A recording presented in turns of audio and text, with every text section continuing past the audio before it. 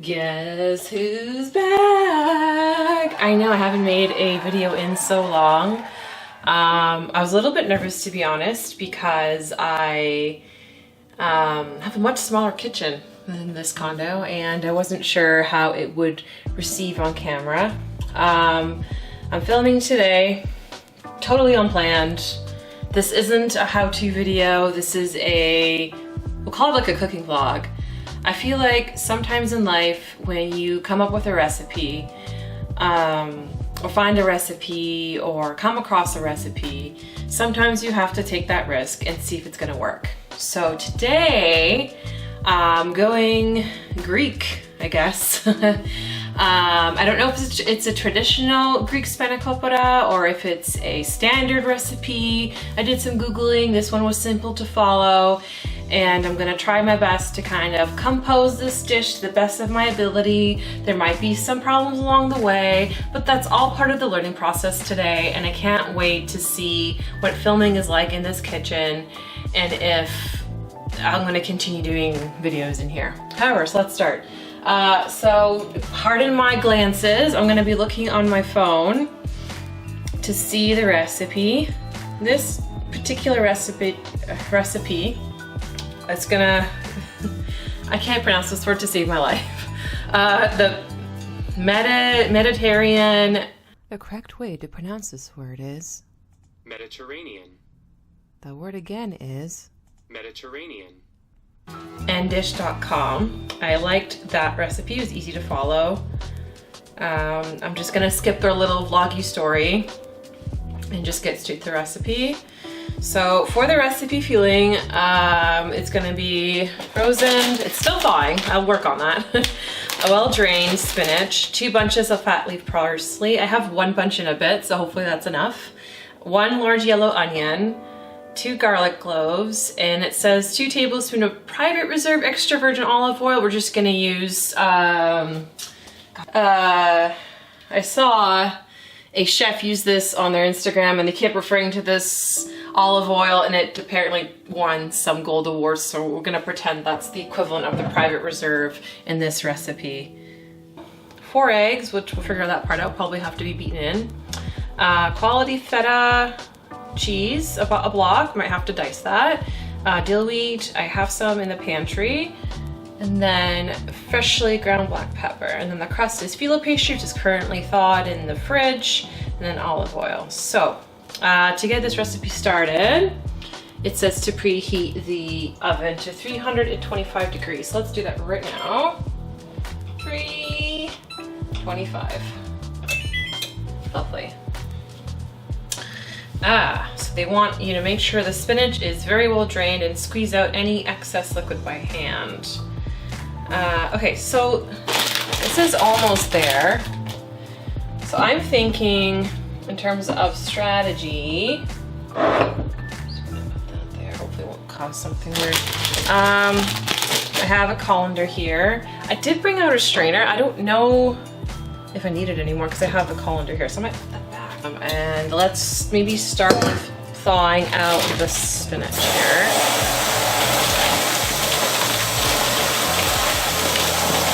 So I'm thinking to do it in the bag because it says to get all the moisture out instead of taking it out and maybe thawing it that way, so just to help it along. Yeah, it's still pretty frozen. So next strategy, dump this out. I'm gonna cut open and dump everything. This is what I'm working with. This is a pretty big onion. They said large yellow. This is half of a dahlia one.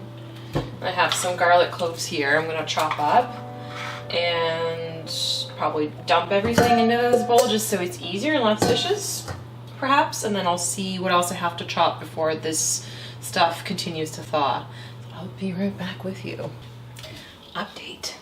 So what I think is finally chopped. The onion. And then, oh, I got onion everywhere on the counter. How rude. One second. And it says 2 garlic cloves. These are my garlic cloves. It says mince. I'm gonna chop them really finely and throw them in that bowl. Let me configure that. And we'll see what the next step is. Okie dokie. Here's the finely chopped garlic and onion. Next, it's parsley. They want 2 bunches, but I'm gonna have I have one bunch. And I have one that's been in my fridge for like at least 2-3 weeks, but like, let me teach you about parsley. Now, there's a lot of gimmicky things online about parsley, because if you just keep your parsley in one of these plastic bags, it will wilt, it will die relatively quickly if you don't use it the next couple of days. However, this little trick is super helpful. I read an article online that you're supposed to treat parsley like flowers. That you have to change the water and put it in the fridge, create a sense of humidity, and you put a little plastic bag around it. And look at that. It's still as fresh as the first day I bought it. So I just took like a Stein mug, filled it up a little bit with water, and I have like, this is my last parsley leaf left, and it just, look at that. Isn't that gorgeous? It just, to me, looks fresh. It's not dying, and it just stayed like that. And I'm so happy that I read online it actually works. I can't speak this for other herbs to store in the fridge, but really like that trick. And then, so I'm gonna use the last of that just to get out of my fridge, because I'm the type of cook, I hate wasting product, and I try to find recipes that I can use whatever I have in my fridge. So this is the parsley I bought maybe a couple to 3 days ago, and it was pretty wet. But my other trick for parsley that sometimes helps, not always, is to get a little paper towel, wrap it around, and it will prevent from wilting also, because in the grocery store they're constantly being wet by those little nozzles of water or sprays, because just to keep it fresh and looking green, and you want to absorb some of that water as much as you can if you're not going to do that method. So there you go, here's a little parsley trick. So what I'm going to do next to add to this mixture is I'm going to chop up this bunch, throw it in, and then I'm going to chop up the rest of that one and throw it into the bowl, and then eventually I'm going to work my way back to the thawed out spinach, try to wring out as much water as possible as the recipe calls for, and we'll see what will happen next. So stay tuned so I can take care of that. It's not a problem. So the recipe calls for 10.5 ounces of quality feta cheese crumbled. I have a little board here on this wall, and it says that 10.5 is 285 grams. So it's almost, what, 300 grams technically. So this bin here is 400 grams. So it's like about just over half of this. So I don't know what to do here. Should I use all of it, or is this gonna mess up the recipe? Because 10.5, oh god, my math skills are the worst. 10.5, let's see, we're on 300, so this should be 100 grams left. So if we like divide it by 100 grams, like in lines, that's half. So just should be that much left, I guess, right? Anyhow, parsley has been chopped, and I threw it in the bowl there. It's a mess and a half, but whatever. So let's do the feta next. This is the first time I've bought feta like this. Let's see. So I open this tab. It says some brine. I'm kind of scared. Oh god, how much brine? Oh god, it's like a block. Ooh. Okay.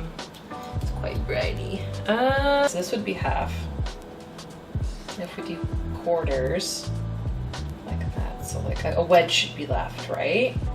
So let's try that way. Let's see if this works. Oh god, so it's not that. Oh my god, it's so hard to cut in this. I don't know what I am thinking. It's kind of working. I hope this works. Now just to kind of, even if it's in pieces, who cares? I have to cut it anyway, right? Oh, it worked! Yes! I'm so happy. Okay, go in there. Do that. Boom! Yes, I'm a genius. So there we go. That was my first experience with this kind of a feta. You knew, right? All right, so we have all the feta now in the bowl. So this recipe calls for 4 eggs. I have 4 little eggies here. I don't think it should be just plopped in, yolk and all. I'm gonna throw them in a separate bowl, whisk them, then throw it in. I feel like it's like a binding agent, so it's easier to spread the filling. And after the eggs, it says to do, or it doesn't say in that order, it just says put all the ingredients into the filling. There's dried dill weed and freshly ground pepper, so I can do that now. Let's say freshly, to put about 2 teaspoons. I have about that much that I got from Bulk Barn, and I'm just gonna do this. Why waste it? So I will beat those eggs and add it in it, because I think besides the spinach, that's the last thing to do. So maybe before I do the eggs, I'll bring out the spinach and see how that goes for me. Kind of scared. It's very green. I'm debating to wear gloves or not. Oh, that is definitely thawed, and it is not very watery. Now I see why they want you to, oh my God. It squirts everywhere. Yikes-a-rooney. Wow, that is some moisture-filled spinach. So I'm just gonna try my best and do little clump by little and just kind of like scatter maybe. And you come up with a lot of obstacles along the way. Like I can't even fathom what the phyllo pastry is gonna be like. I've worked with phyllo pastry once, and it was for pastillas, Moroccan pastillas. And it tears very easily. It dries out very quickly. The recipe does suggest to put a damp tea towel on top so it doesn't dry out you that quickly. I am considering to do that just because of my experience. I find that it's happened to me that you're trying to work as fast as you can to layer, and it is not working for you. In this recipe, you're supposed to use like a whole pack of phyllo pastry. So I'm intrigued by that. So you do like a couple or more sheets near the bottom, and this is just the middle portion for the filling. It's not layered in this recipe. So we'll see how that is. But yeah, it should be fine. I have faith in it. I've worked with phyllo before, but you know, you never know. I bought a different brand this time, so that might cause an obstacle. And the assembly part I'm a little bit scared of because depending on how this comes out with the eggs whisked in, I don't know how easily it'd be to how easy it would be to spread the phyllo. Oh my God, I don't know how easily it would be to spread the filling across such a delicate pastry, and so that's what I'm a little bit fearful of. But today is all about trying new things, and we're gonna try, and I'll be right back. Here I am with phyllo pastry from President's Choice, so we'll see how this works for me. So I followed the steps so far. I've put the mixture over there, and I have greased the sides and the bottom with olive oil before I start unpackaging this and trying to layer, and I have to get to about 2/3 of the package before I can even touch the filling, and then I continue the process. While I was off camera and I finished assembling the filling, I also put some chicken here with just some Greek seasoning and some thyme and oil, just so that's kind of gonna be the accompaniment for the Spanakopita. So here we go. So let's try it. I'm thinking to grab a tea towel here, maybe wet it a little to kind of create the damp environment the phyllo pastry might need. And we'll see how that works for me. It didn't specify how damp it's supposed to be. I'm just thinking like a little, but not drenching, so it doesn't wet the phyllo. I've never worked with phyllo that way before, so we'll see how it goes. I have already put some extra virgin olive oil on the side here. In the recipe it says you're gonna go about through a cup of oil, which is reasonable. I went through quite a bit just to grease the bottom here. Okay, so let's open this guy up. But yeah, and usually, yeah, that's what I thought. It's wrapped in like a paper. I did defrost it overnight because the recipe said to do that in the fridge. Because you can also get the same results if you leave it on the counter for like a couple hours. It'll also defrost. So hopefully it's ready to go. Let's see how they pack. Oh, there's tape here. That's unusual. This is just the wax paper it's in. I'm kind of impressed with the packaging, I have to say. I'm gonna gently unroll this guy. Okay, so, and it's also, I can see it's already drying out a little bit. So I'm gonna make sure this is clean, not wet. And I'm gonna start working really, really fast. And it says like a sheet. So let's see, it's already tearing apart. I can see it's stuck together. So I'm gonna gently, hopefully it will work with me, not against me. Right now it's working against me. And I did foresee that I was gonna have problems in this particular part of the recipe. I almost wanted just to kind of put the 2 layers first, because it's just gonna rip.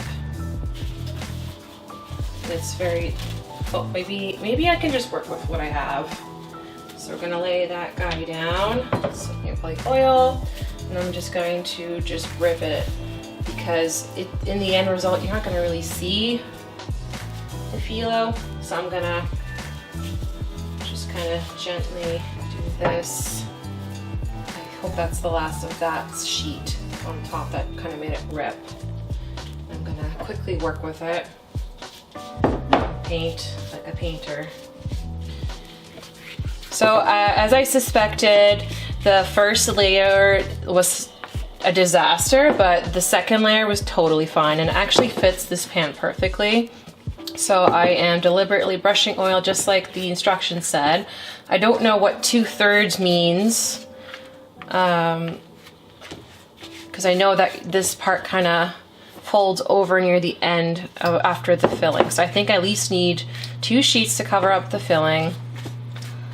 And that's how I'm gonna decide 2/3. But it's not a very forgiving pastry. If anyone wants to know how to work with phyllo, you just have to work quickly. And kind of pray maybe also.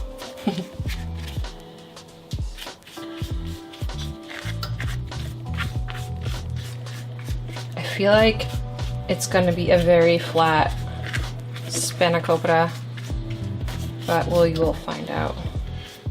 Okay, so little small mistake. I just realized that it's every 2 sheets you're supposed to put the oil on. In my experience, every sheet's supposed to be olive oil. So for the last bit here, I'm gonna do the second sheet with oil only, and then I have 1, 2, 3, I have quite a bit of sheets left. So I'll try to fix it in this part, but I still need some for the layered bit. This part I'm quite scared about because of how fragile this is, but it's not as I guess sticky as it could have been, so maybe it will be fine. So this is now the spinach layer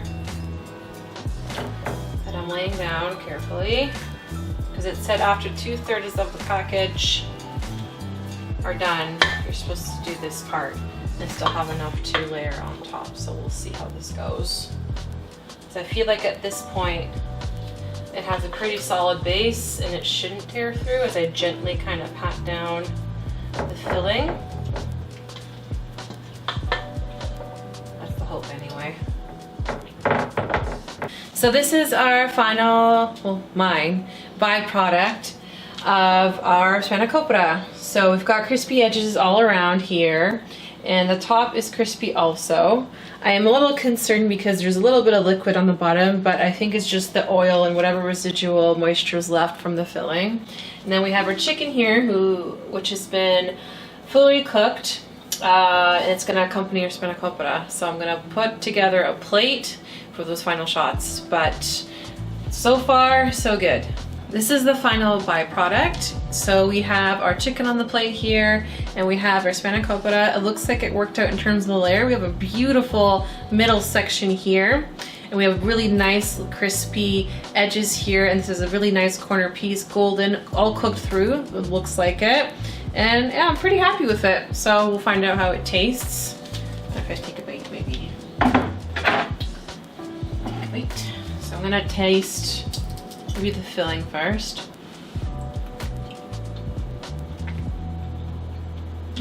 So the spinach really comes through. It's very herby. I do taste the onion definitely cooked through, so you don't have to saute it beforehand. And the feta was pretty good, I think. Tastes pretty good, flaky. I think it's a win. So once again, thanks for joining me in my kitchen. And as always, happy eating, happy dining.